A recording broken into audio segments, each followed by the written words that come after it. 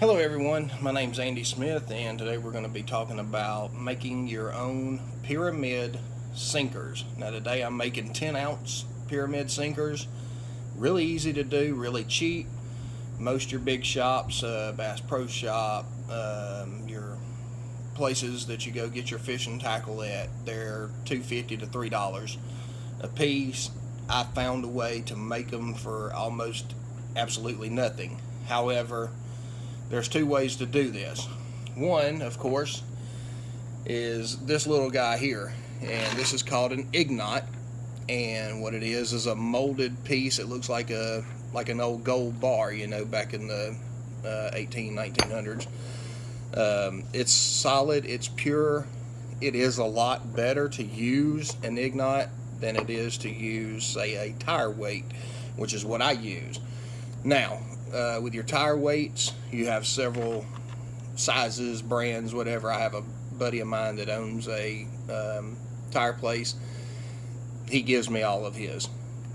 Some people want to sell them. This guy just hands them to me and says, get rid of them, whatever. What I do is I bring them home, cut them in half, get you a good pair of cutters or a rusty pair like I've got that you don't care nothing about, and cut them off as close to the steel piece as you can.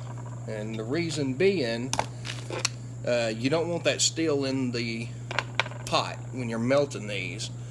Very carefully, and I say very carefully because it's very hot, drop these into I'm using a cast iron pot. I'll show you here. It's a cast iron that you cook, say cornbread or whatever in, and I just have a cheap little single eye, turn it on high. It does take a good while to get it hot and start melting your lead. With that being said, I resort to the big boy. Propane. Take it, crank it up, heat it up, melt it. Once that's melted, and it don't take long, as you can see, the surface burner will keep it hot and keep it melted, so when you're ready to pour, there you go. Now, another thing on these. Some of these wheel weights nowadays, as you can see, this is an aluminum wheel weight, but it's painted. It's got paint on it.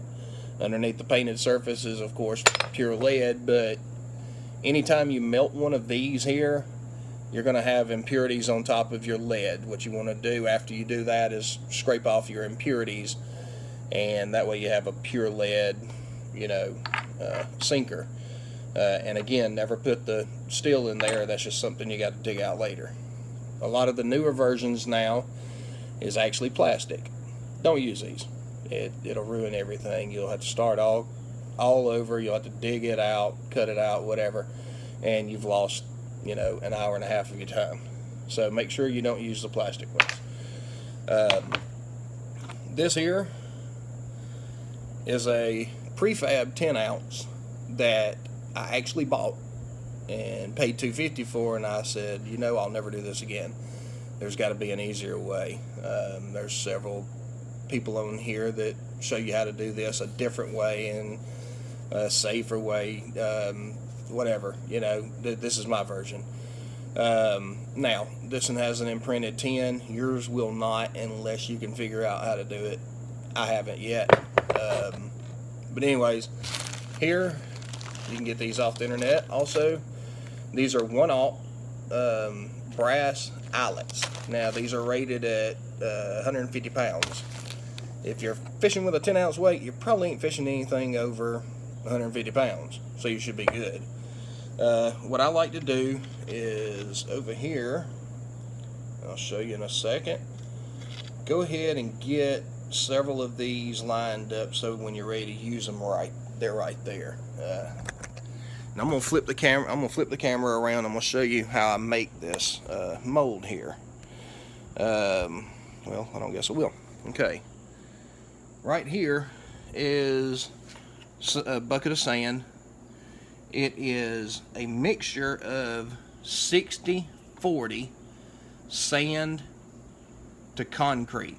Now, Get the concrete that don't have the rocks in it. It's a whole lot smoother, a whole lot easier to use.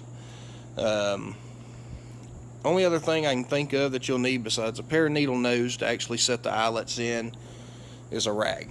Make sure you wet your rag, or you can use a pair of welding gloves. You can use anything that's not going to burn your hand when you pick up this pot here.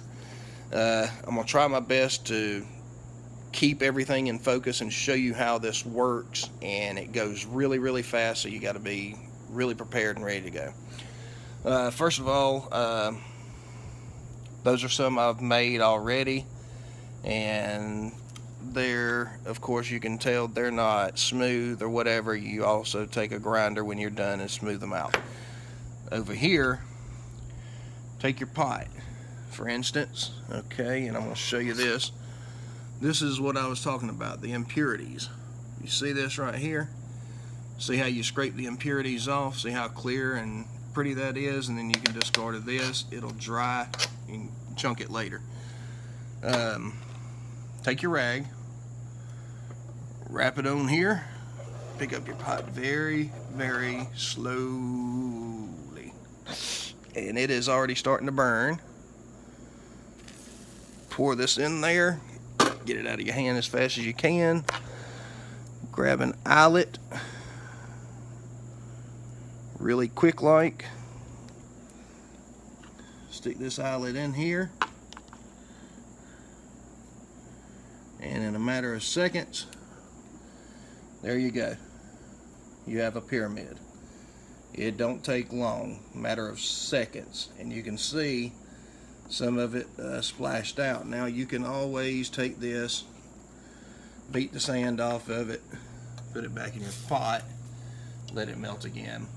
Doesn't take long to melt now that it's super hot. Turn this down to medium now that it's melted, and there you have it. I'd say let the mold probably cure for a minimum of 5 minutes. Once it's cured, you can grab the eyelet, kind of wiggle it back and forth so you don't mess up your mold. Pull up as straight as possible. If it does mess up, it's sand. You reform it. Beat your excess sand off here. And there you go. You have a 10-ounce weight. Thank you for watching. I'm trying to figure out the bank sinkers. Haven't figured that one out yet because the way they, torpedo towards the top and bottom. But if I can figure it out, I'll definitely be back. Thank you so much for watching.